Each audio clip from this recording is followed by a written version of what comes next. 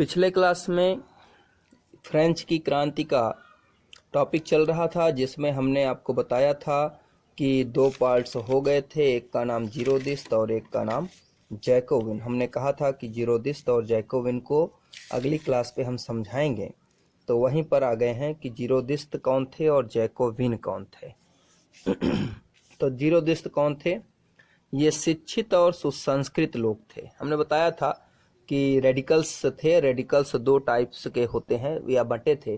जो रेडिकल्स या परिवर्तनवादी थे वो दो प्रकार के थे, एक जीरोदिस्त और जैकोबिन। तो दोनों के बारे में समझना है। तो जीरोदिस्त ये शिक्षित और सुसंस्कृत लोग थे, यानी कि Girondists there were educated and cultural peoples. ये व्यवहारिक राजनीतिक नहीं थे, यानी it was not practical political, यानी कि एक प्रकार से ये प्रैक्टिकल पॉलिटिकल्स के लोग नहीं थे या व्यवहारिक राजनीतिक नहीं थे। इसके जो नेता थे, लीडर थे, स्नार, मैडम रोला, बिस्रो आदि थे। यानी इट प्रोमिनेंट लीडर्स वेयर स्नार, मैडम रोला एंड बिस्रो इटसी। इनका मानना था कि क्रांति बहुत आगे जा चुकी है, इसलिए उसका अंत होना चाहिए। यानी the believe the revolution had gone for ahead and should ends, यानी कि इनका मानना था कि जो क्रांति है वो बहुत आगे तक बढ़ चुकी है, इसलिए क्रांति समाप्त हो जानी चाहिए या क्रांति आगे नहीं जानी चाहिए। लेकिन दूसरा वर्ग था जिसे हम जैकोबिन कहते थे। ये कौन है? ये अनुशासित थे और संगठित थे, यानी कि it was discipline and organised. यह जो है अनुशासित और संगठित थे। इसके सदस्य समाज के कम समृद्ध हिस्से से आते थे, यानी it member come from the less affluent section of the society, यानी जो समाज का एक एफ्लुएंस यानी कमजोर हिस्सा होता था, वही लोग इस मतलब संगठन में शामिल थे। जैकोबिन एक बड़े वर्ग ने गोदी कामगारों की तरह धारीदार लंबी पतलून पहनने का निर्णय लिया। या ऐसे पूछें, समझें कि जो जैकोबिन होते थे वो धारीदार लंबी पतलून पहनते थे, यानी पैजामा टाइप में पहनते थे। तो Jacobin a large class decide to wear striped long trousers like dock workers, यानी कि एक लंबी धारीदार वाली पतलून पहना करते थे। जैकोबिनों को सौकुलात के नाम से जाना गया, यानी Jacobin was known as a sans-culottes, जिसका शाब्दिक अर्थ बिना घुटनने वाला, यानी कि literally means those without knee breeches, यानी कि इसमें ऐसे समझिए कि समाज का जो दो वर्ग था, एक संपन्न वर्ग था। संपन्न वर्ग के लोग होते थे वो ब्रीचेस पहनते थे। ब्रीचेस क्या था? एक घुटने तक पहना जाने वाला एक वस्त्र था, तो वो घुटने तक होता था, यानी ये गांठ पैर के घुटने तक वो ब्रीचेस होता था। तो ये लोगों ने क्या किया कि अपनी पहचान उन क्रूनियों से, उन नोबल और क्लर्गी लोगों से अपनी पहचान अलग करने के लिए इन्होंने क्या किया कि एक धारीदार लंबी पतलून पहनने का काम, यानी कि वही है कि strip long trousers like dark works, यानी लॉन्ग ट्राउजर्स पहनने का निर्णय लिया, जिससे वो अपनी पहचान उनसे अलग कर सके। इसीलिए इन्हें सौकुलात कहा गया। और सौकुलात का मतलब क्या होता है? बिना घुटने वाले, यानी ये बिना घुटने तक वाले, यानी कि नीचे एड़ी तक के कपड़े पहनने वाले थे। और जो कुलीन थे वो घुटने तक के, यानी जो पैर और के बीच का घुटना होता है उस घुटने तक के वस्त्र पहनते थे। तो जैकोबिन क्या किए? अपनी पहचान के लिए नीचे तक यानी फुल ट्राउजर्स पहनना शुरू कर दिए थे, इसलिए उन्हें क्या कहा जाता था? इन्हें जो है सौकुलात कहा जाता था। तो आपसे पूछा जाए कि फ्रांस में कुलीन संपन्न लोगों को क्या कहते थे, तो ब्रीचेस। और जैकोबिनों को क्या कहते थे? सौकुलात।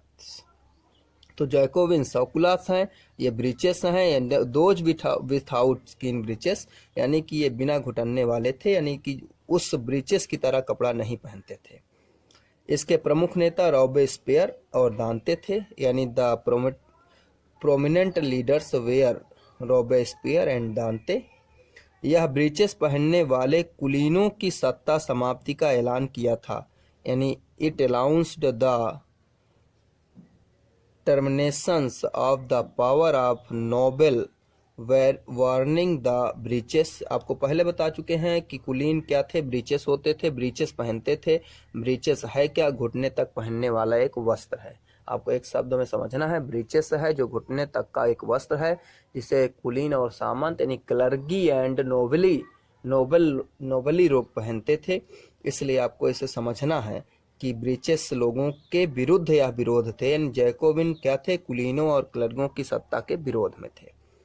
तो हुआ क्या था, आपको पढ़ाया जा रहा है कि फ्रांस में राजतंत्र को समाप्त कर दिया गया और गणतंत्र की घोषणा हुई। तो उसमें इन दोनों का योगदान है। कैसे है, अब देखिएगा, इनके बारे में बता दिया गया। अब हम उस टॉपिक को आगे बढ़ाते हैं। इसी बीच फ्रांस की क्रांति का भय यूरोप के अन्य देशों में भी फैलने लगा। यूरोप की अन्य कंट्रियां थी, वहां भी इस रिवॉल्यूशंस का या इस क्रांति का भय लोगों को सताने लगा कि कहीं इस क्रांति का असर हमारे यहाँ ना आ जाए और हमारे लोग भी यानी अन्य कंट्रियों के लोग भी राजा की सत्ता का विरोध ना करने लगे। परिणामतः क्रांतिकारी फ्रांस और यूरोप के अन्य देशों से संबंध बिगड़ने लगे। यानी जो फ्रांसीसी क्रांतिकारी थे, जो मतलब एक प्रकार से क्रांतिकारी थे या रिवोल्यूशनर थे, उनकी संबंध बिगड़ने लगे। नहीं दिया है, meanwhile the fair of the France revolution started separating of other country of Europe and a result relation with revolutionary France and other country of Europe started deteriorating। ठीक है ना। तो अदर कंट्री के लोग जो है इसका विरोध करने लगे। यानी इसी बीच फ्रांस की क्रांति का भय यूरोप के अन्य देशों में फैला। क्रांति फ्रांस और यूरोप के अन्य देशों के संबंध बिगड़ने लगे। ऑस्ट्रिया ने क्या किया, ऑस्ट्रिया ने क्रांतिकारियों के मना करने पर भी फ्रांस के राजतंत्र के जो समर्थक फ्रांस से भागकर गए, फ्रांस के राजतंत्र के जो समर्थक थे वो फ्रांस से भागकर वहां पहुंचे, तो उनको उसने क्या कर दी, शरण दे दी। जबकि फ्रांसीसी क्रांतिकारी मना कर रहे थे कि हमारे राजतंत्र के समर्थकों को आप शरण नहीं देंगे, लेकिन ऑस्ट्रिया ने शरण दे दिया। अंततः व्यवस्थापिका सभा ने क्या किया, जब ऑस्ट्रिया ने क्रांतिकारियों राजतंत्र के समर्थकों को शरण देना शुरू किया, तो व्यवस्थापिका ने अप्रैल 1792 यानी 1792 ईस्वी में प्रसा और ऑस्ट्रिया के विरुद्ध युद्ध की घोषणा का प्रस्ताव पारित कर दिया। प्रसा और ऑस्ट्रिया के विरुद्ध युद्ध की घोषणा का प्रस्ताव पारित कर दिया। युद्ध हुआ और इस युद्ध में फ्रांस पराजित भी हो गया। ठीक है ना। तो ये है, आपको बताया गया French revolution started separating other country of Europe and as a result relation with revolutionary France and other country Europe started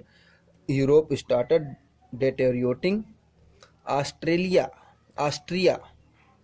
Austria despise it refusal of the revolutionaries मतलब revolutionaries gave refuse to refugees who were supporters of the French monarchy। यानी ऐसे French monarchy के supporters जो यहाँ से भागकर गए, उन्हें ऑस्ट्रिया ने क्या कर दिया, अपने यहाँ शरण दे दिया, यानी उनको रिफ्यूजल बना लिया। Hence in April 1792 the body assembly passed a resolution declaring war on Persia and Austria। Austria और प्रसा के विरुद्ध युद्ध की घोषणा कर दी, यानी पर्सिया और ऑस्ट्रिया के विरुद्ध युद्ध की घोषणा कर दी। But French was defeated in this war, लेकिन इस युद्ध में फ्रेंच पराजित हो गया। आगे, फ्रांसीसी राजतंत्र के समर्थक प्रसा और ऑस्ट्रिया ने घोषणा की कि फ्रांस की जनता राजा की आज्ञा का पालन करे, अन्यथा हम उनके विरुद्ध कार्रवाई करेंगे। यानी जब यहाँ असेंबली ने क्या किया कि एक घोषणा कर दी कि वह जो है युद्ध करेंगे, यानी ऑस्ट्रिया और प्रसा के विरुद्ध वार का डिक्लेयरिंग कर दिया, लेकिन हार गए। जब हार गए तो क्या किया, प्रसा और ऑस्ट्रिया ने ये घोषणा की कि फ्रांस की जनता फ्रांस की राजा की आज्ञा का पालन करे, अन्यथा उनके विरुद्ध कार्रवाई की जाएगी। यानी in supported of the French monarchy, Prussia and Austria declare that the French would obey the king orders, ठीक है ना, otherwise we would take action against them, यानी अदरवाइज उनके विरुद्ध एक्शन लिया जाएगा। साथ ही इसके कारण लोग नाराज हो गए। साथ ही खाद्य पदार्थों की महंगाई और अभाव से नाराज पेरिस वासियों ने एक विशाल हिंसक विद्रोह की योजना बना डाली। जब ऑस्ट्रिया प्रशा ने इनको धमकी दे दी और यहाँ खाद्य पदार्थ की कमी भी है, अभाव भी है, यानी at the same time energy with the inflections and lack of food the Parisians, ठीक है ना, planned a have violent uprising, यानी जब इन्होंने कार्यवाही की घोषणा कर दी कि जो राजा की आज्ञा नहीं मानेगा उसके विरुद्ध कार्रवाई करेंगे। साथ ही खाद्य पदार्थों की कमी भी थी, अभाव भी था, महंगाई भी थी, तो इससे लोगों ने नाराज होकर एक हिंसक विद्रोह की योजना बना डाली। 10 अगस्त की सुबह उन्होंने ट्यूलेरिये के महल पर धावा बोल दिया, यानी on the morning 10 August the attack the place of Tuileries, और राजा के रक्षकों को मार डाले, यानी जो राजा के गार्ड थे उनको मार डाला। क्लिग्ड का मतलब कि एक प्रकार से किल्ड द किंग गार्ड्स और गार्ड और inflections the royal family, impressions, यानी इसमें आपको करना है इम्प्रेशंस द रॉयल फैमिली, यानी killed the king gods and impressions the royal family, यानी राजा के रक्षकों को मार डाला और शाही परिवार को जेल में डाल दिया। आगे देखिए क्या हुआ। इसके पश्चात फ्रांस में नए चुनाव कराए गए। जब राजा को जेल में डाला गया तो व्यवस्थापिका समाप्त करके नया चुनाव कराया गया, जिसमें 21 वर्ष से अधिक के सभी पुरुषों को मत का अधिकार दिया गया। आप इसके पहले आप देखे हैं, इसके पहले था 25 ईयर्स से अधिक के ऐसे मेन या ऐसे पुरुष जो अपने 3 दिन के बराबर वेजेस, 3 दिन के वेजेस के बराबर टैक्स देते थे, 3 दिन की मजदूरी के बराबर टैक्स देते थे, वही वोटिंग कर सकते थे। लेकिन और 25 ईयर था, यहाँ क्या हो गया 21 ईयर हो गया और सभी मेल हो गए। तो इसके पश्चात फ्रांस में नए चुनाव हुए जिसमें 21 वर्ष से अधिक के सभी पुरुषों को मतदान का अधिकार दिया गया। After this new election were held in France in which all men over 21 year of age were giving voting rights, सबको वोट का अधिकार दिया गया। इस नवनिर्वाचित असेंबली को कन्वेंशन का नाम दिया गया। The newly election assembly was called convention, यानी इसके पहले क्या था, व्यवस्थापिका थी या असेंबली थी, अब क्या हो गया, कन्वेंशन हो गया। 21 सितंबर 1792 को इसने फ्रांस में राजतंत्र को अंत कर दिया और गणतंत्र की घोषणा कर दिया। यानी जो ये कन्वेंशन बनी, इसने on 21 September 1792 it abolished the monarchy and declare French a republic. आपको कभी भी पूछा जाए फ्रांस में गणतंत्र की स्थापना कब हुई तो बताना है 21 सितंबर 1792 को। किसने किया, कन्वेंशन ने किया। इसके पहले क्या था, इसके पहले कॉन्स्टिट्यूशन, संवैधानिक राजतंत्र या कॉन्स्टिट्यूशन मोनार्ची आई थी। लेकिन अब क्या है, अब जो है रिपब्लिक है, गणतंत्र आया है। तो कभी भी आपसे पूछा जाए, ये बहुत इंपॉर्टेंट है कि फ्रांस रिपब्लिक की घोषणा कब हुई, तो याद रखना है 21 सितंबर 1792। किसने किया, कन्वेंशन ने किया। ठीक है, आगे क्या हुआ, जब कन्वेंशन बन गई तो अगला टॉपिक क्या हुआ, लुई 16वां को न्यायालय द्वारा देशद्रोह के आरोप में मौत की सजा सुना दी गई। यानी जो लुई 16वां थे उनको बताया गया था ना कि गिरफ्तार कर लिया गया था, उसके बाद कन्वेंशन बनाई गई और कन्वेंशन ने राजतंत्र का अंत कर दिया और फिर राजा को क्या किया गया, न्यायालय में प्रस्तुत किया गया और उन्हें देशद्रोह के आरोप में मौत की सजा भी दे दी गई। लुई 16वां वाज इसमें सेंटेजाइड कर दीजिए, sentenced to death by a court on the charge of treasons, यानी कि लुई 16वां को न्यायालय द्वारा देशद्रोह के आरोप में मौत की सजा सुना दी गई। और ये बहुत इंपॉर्टेंट है कि लुई 16वां की मृत्यु कब हुई या डेथ कब हुई? 21 जनवरी 1793 को प्लेस डी ला कॉन्कॉर्ड, यानी डी ला कॉन्कॉर्ड प्लेस है, वहीं पर सार्वजनिक रूप से उन्हें फांसी दे दी गई। On 21 January 1793 he was executed publicity at the place de la Concorde. ठीक है ना। जल्द ही रानी मैरी एंटोइनेट का भी यही हश्र हुआ। The queens Marie Antoinette met to same fate shortly after, यानी कुछ समय बाद मैरी एंटोइनेट का भी यही हाल हुआ। तो आपसे कभी पूछा जाए कि लुई 16वां को फांसी कहाँ दी गई, कब दी गई, तो प्लेस डी ला कॉन्कॉर्ड पे दी गई। और कब दी गई? 21 जनवरी 1793। यानी जैसे ही वहाँ पर रिपब्लिक आएगा तो रिपब्लिक आने के तुरंत बाद इन्हें फांसी की सजा दे दी जाएगी। अगला टॉपिक है आतंक का राज। थोड़ा बड़ा है, चलिए देख लीजिए। आतंक का राज सन 1793 से 94 तक का काल आतंक के युग कहलाता है। यानी कि आतंक के युग का मतलब आपको समझना है रेन ऑफ टेरर या आतंक का राज। तो आपको जानना है 1793 से 1794 का जो काल है वो क्या कहलाता है? रेन ऑफ टेरर कहलाता है। क्यों हुआ? रोबेस्पियर ने, जैसे ही रिपब्लिक आया तो किसकी सरकार बनाई गई? रोबेस्पियर की। रोबेस्पियर कौन था? आपको बताया गया था जैकोबिन था। जैकोबिन कौन थे? सुसंगठित लोग थे और क्रांति के समर्थक थे, वो रिवोल्यूशनरी हैं। ठीक है ना। तो रोबेस्पियर ने क्या किया कि नियंत्रण एवं दंड की सख्त नीति अपनाई। उसके हिसाब से गणतंत्र जो भी शत्रु हैं, चाहे वो कुलीन हो, चाहे पादरी हो या राजनीतिक दलों के सदस्य हों, उनकी कार्यशैली असहमति रखने वाली पार्टी के सदस्य, यानी उनके पार्टी के ही सदस्य जो असहमत रखने वाले हैं, उन सभी को गिरफ्तार कर जेल में डाल दिया गया और क्रांतिकारी न्यायालय में मुकदमा चलाया गया और सबको क्या किया गया? गिलोटिन मशीन से मौत के घाट उतार दिया गया। समझ आया?